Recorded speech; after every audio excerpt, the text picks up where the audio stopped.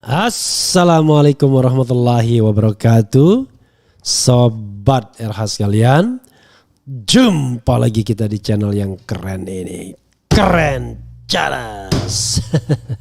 Ya, sobat RH sekalian, omongan Grace Natali yang mengatakan bahwa kalau Anies menang itu akan ada demo berjilid-jilid. Is it? Atau sebaliknya, kalau Anies kalah malah demo yang berjilid-jilid itu. Atau tidak ada demo sama sekali karena rakyat Indonesia sudah dewasa dan sudah bisa menerima kekalahan dan kemenangan. Kalaupun ada protes ya paling sebentar-sebentar, mungkin itu. Tapi one thing for sure, demo itu tidak akan pernah besar kalau tidak ditunggangi oleh elit-elit politik yang tidak pernah mau kalah. Itu satu. Yang kedua, kalau aparatur negara bersikap netral, terutama dari TNI dan Polri serta BIN, maka tidak akan lama juga kerusuhan itu. Jadi saudara sekalian, soalnya adalah bukan rakyat Indonesia yang tidak siap untuk menang dan untuk kalah, tapi elit dan juga bahkan pejabat-pejabat publik, penguasa yang tidak pernah siap untuk kalah. Jadi rakyat sebenarnya ya kalau pemimpinnya memang terbaik, terpilih dengan cara yang baik ya mereka akan terima. Tapi kalau pemimpinnya bukan yang terbaik dan terpilih dengan cara yang curang ya tentu akan memunculkan reaksi. Tapi itu pun sekali lagi biasanya reaksi yang dipicu oleh katakanlah elit-elitnya saja. Oke, kita baca, kendati demikian kita baca juga pernyataan Grace Natali ini. Apa maksudnya ya? Prediksi Grace Natali, jika Anies menang Pilpres 2024 akan ada demo besar-besaran dan punya gelombang berjilid.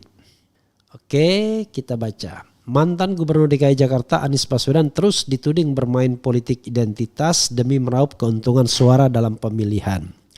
Selain dikaitkan dengan politik identitas, Anies pun dikatakan mendapatkan dukungan besar dari dua organisasi masyarakat Ormas Islam yang dianggap intoleran, yakni Front Pembela Islam FPI dan Hizbut Tahrir Indonesia HTI. Wakil Ketua Dewan Pembina Partai Solidaritas Indonesia PSI Grace Natali pun menyatakan bahwa kelekatan Anies dengan dua ormas ini akan membawa peristiwa tidak baik. Grace Natali yakin bahwa FPI dan HTI akan menuntut hak mereka kepada Anies karena loyalitas yang mereka berikan, dan Anies akan sulit menolak karena dampak besar yang mungkin ditimbulkan. Kayaknya ya kalau soal FPI ini Grace Natali harus nonton lagi interview saya terhadap dengan Habib Rizik Syihab ya. Jadi kalau orang memperjuangkan syariat Islam itu tidak berarti dia kalah dan tidak berarti dia salah. Cara memperjuangkan bagaimana dulu. Kalau cara memperjuangkannya melalui forum parlemen, kemudian itu hanya diperuntukkan oleh kalangan Islam, maka jadilah sejumlah undang-undang. Walaupun tidak dikatakan sebagai syariat Islam, tapi banyak dari perundang-undangan kita yang mengambil inti dari syariat Islam. Bahkan plek ngambil dari syariat Islam. Kan ada undang-undang zakat, ada soal haji ya, ada soal-soal lain, ada pengadilan agama dan lain sebagainya yang kurang lebih sebenarnya itu juga diambilkan dari syariat Islam dan untuk orang yang beragama Islam.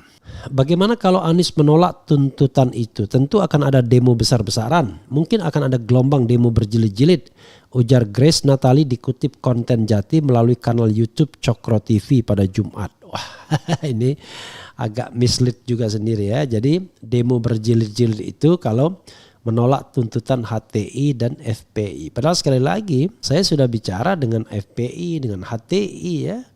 Mereka menuntut syariat Islam itu bukan dalam rangka plek begitu saja, tetapi melalui mekanisme hukum negara dan sebagai bagian dari perjuangan konstitusional. Sama seperti misalnya orang mengharapkan misalnya undang-undang tertentu atau apa ya. Dan lagi pula kalau kita bicara tentang syariat Islam tidak plak langsung Indonesia berubah menjadi negara Islam, enggak begitu. Tapi nilai-nilai tertentu dimasukkan sebagai instrumen hukum nasional yang ingredientnya berasal dari Islam. Jadi Jangan terlalu Islamofobia ya. Menurut Grace, semua tindakan yang Anies lakukan itu semata-mata hanya untuk menunjukkan citra yang baik kepada masyarakat secara general.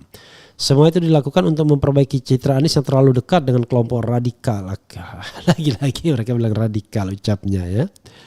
Oke, sementara itu Grace sendiri menganggap sikap dan dukungan yang Anies dapatkan sangat bertentangan karena ia percaya bahwa Anies melakukan politik identitas.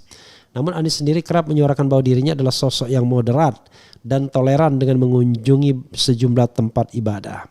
Anies bahkan meminta dukungan kepada pastor, pendeta, bahkan hingga diberikan nama Yohanes saat mengunjungi Papua. Ya, sobat era sekalian, menurut saya memang narasinya tidak berkembang ya. Narasi yang disampaikan Grace Natali ya itu saja ya. Itu aja ya. Kita tidak tahu ya kenapa itu saja. Karena makin gagal ya untuk meyakinkan kepada halayak bahwa Anies adalah orang yang berbahaya. Mungkin Grace tidak terlalu mengenal Anies Baswedan sih ya, pakai sih ya. Sebenarnya saya satu angkatan dengan Anies Baswedan di UGM dan saya tidak melihat bahwa dia adalah orang yang radikal ya. Bahkan sebenarnya dia sangat barat ya. Ya ilmu latar belakang pendidikannya kan juga kita bisa lihat. S1-nya UGM, kemudian S2, S3-nya Amerika Serikat. Dan lucu ya, ketika kemudian orang membahas tentang Amerika Serikat, lalu mengatakan Anies Baswedan anak emasnya Amerika. Tapi di sisi lain mengatakan bahwa dia adalah kelompok yang dekat radikal dengan HTI dan FPI. Padahal kita tahu Amerika Serikat selama ini negara yang paling sering menghantam Islam. Jadi itu politik ya, tapi kita lihat saja sebenarnya kita evaluasi tidak dari asumsi tapi apa yang dilakukan Anies selama 5 tahun menjadi gubernur DKI. Nah selama 5 tahun menjadi gubernur DKI ya kalau dia jadi presiden seperti itulah apa yang akan dilakukannya kurang lebih. Ya mudah-mudahan lebih banyak ya bonusnya. Jadi tidak bisa kita kemudian kampanye pemilu itu menjadi ukuran. Tapi kalau soalnya misalnya orang seperti Grace misalnya tidak begitu suka dengan kelompok Islam, ya jangan menyamakan orang yang katakanlah dekat dengan kalangan Islam itu sebagai orang yang radikal ya. Kalau Indonesia ini radikal maka sudah lama dideklarasikan sebagai negara Islam, Islamic State. Karena 80% kita Islam, tetapi mayoritas masyarakat Indonesia ini sangat moderat, even FPI dan HTI sekalipun. FPI dan HTI itu justru jadi korban politik otoriter pemerintahan Presiden Jokowi. Tidak ada kesalahan apa-apa kok dibubarkan, tapi kelompoknya Grace ya mengatakan itu sebagai tindakan yang tepat. Bagaimana mungkin?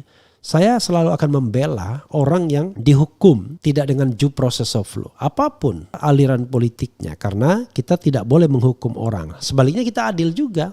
Tidak boleh kita menghukum orang yang tidak punya kesalahan.